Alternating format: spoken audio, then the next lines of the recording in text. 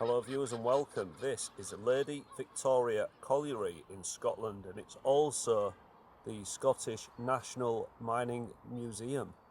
We're going to go inside and take a look.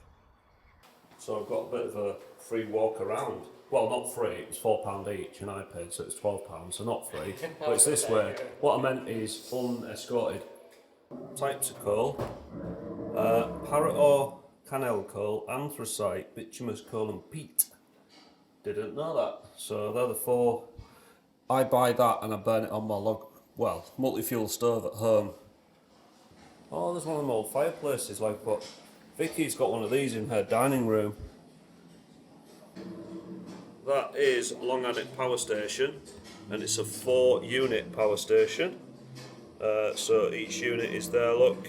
It's got 4 boilers, 4 turbines, and it creates electricity for the national grid. That is it in build by the look of it. And this one uniquely didn't have any cooling towers because it used the large volume of water there for the cooling of the boiler water. And then that is the combustion chimney. You can see there one of the units is on, so one of the units is in test by the looks of that, because the grid side, the electricity outlet, hasn't been finalised. The control room will be in there. That'll be the control room and switchgear building. Then you've got the turbine hall in there, and then the boilers in here. Here's the atom version, the molecular structure of graphite and diamond. That's a bell pit. It's where they used to dig a hole like a mining simulator that I play with Thomas sometimes. You just dig a big hole underground, bell pit, but you got to carry all the coal up on your back. So right there, viewers, is Killock Colliery. I believe it's no longer there, but tomorrow we're going to go look at one of the substations that's on that site. That's true. Yeah, we're going to go look at that tomorrow. So this, viewers, is a beam engine. We saw a larger version of this at Tees Cottage. Now, the beam engine here is a Scottish one, made by Wilkinshaw Bridgerton, about 1790. It was used as a winding engine in Ayrshire until 1875.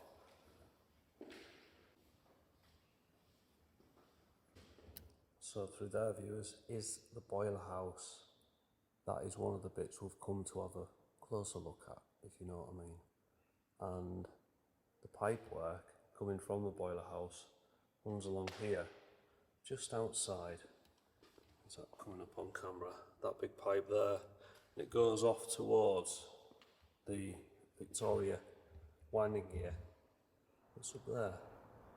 I found a railway locomotive, viewers, and it looks like this ran on the standard gauge through there, Newbattle Collieries, and it's an 060 built by Caledonia Works in 1916. Let's have a closer look. Up in here, very simple design. Got a small coal box behind us there. Don't think there's any coal in it. That's seized. And then we've got a firebox arrangement here. A lot of the equipment's removed that actually made it run. None of the gauges are present, water levels, anything like that. It's simply a museum piece now. We'll have a look inside the firebox. There's the firebox there, there's the boiler tubes. And then the actual coal used to sit on the pieces there to the right and the missing to the left. I'll put you fully in. So there's the bottom of the firebox, that's the dust collector there. And they can open that flap at the front there to let more air in. And then back here we've got, I think this was the regulator to control the steam, but I don't really know. I'm not a trained driver. And out there we've got the top of the engine, the boiler. That was a little view in this lovely Scottish locomotive. Lady Victoria Colliery was just one of several coal mines that operated in the area. Her closest neighbours were Lingerwood and East Houses. Lingerwood was a much older pit, having opened in 1798. Lady Victoria and Lingerwood were linked below ground, with Lingerwood's number 1 shaft being Lady Victoria's legally required second shaft. This was not all that the pit shared. Railway connections brought coal from East Houses and Lingerwood to Lady Victoria to be processed before it was sent off by the railway to be used. Here's a photo of Lingerwood here, and this is East Houses, and this photo is from the 1960s because there's a 1960s car there. Can anyone tell me what sort of car that is? I think it might be a Ford Cortina, but please correct me in the comments.